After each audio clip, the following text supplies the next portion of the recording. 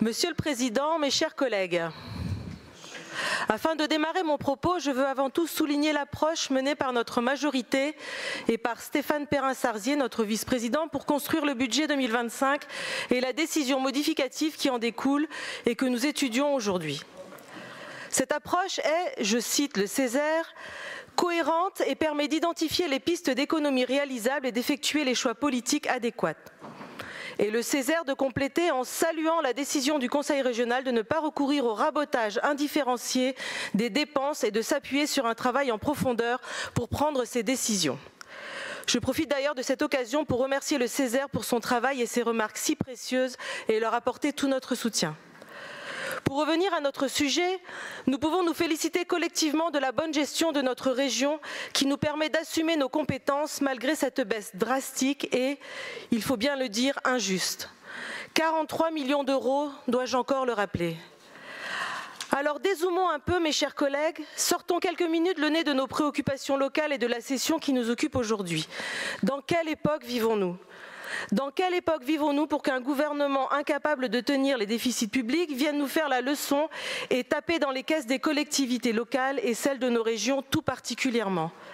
Et encore, si l'État creusait le déficit pour investir dans nos services publics, dans la santé, l'éducation, les mobilités du quotidien ou les énergies renouvelables, comme le disait ma chère Katia en octobre dernier, dépenser aujourd'hui, c'est créer de la richesse demain. Mais non, l'État creuse la dette via sa politique en faveur des grandes entreprises et des plus riches et force les collectivités à rembourser à sa place. Nos collectivités, et donc les Bretonnes et les Bretons, paient aujourd'hui pour les avantages fiscaux des plus riches. On marche sur la tête. Dans quelle époque vivons-nous ? L'État coupe dans les budgets, étrangle les collectivités territoriales et nous pousse petit à petit à des choix impossibles sans que cela n'émeuve plus que de raison. En Bretagne, nous avons fait le choix courageux de sanctuariser le budget de la culture, du sport, des langues de Bretagne ou de la vie associative. Mais combien de temps pourrons-nous encore tenir face à cette asphyxie financière ? Ailleurs, nous le voyons bien, les coupes sont d'ores et déjà drastiques. Et là, je regarde ma collègue Faurou, des coupes douloureuses.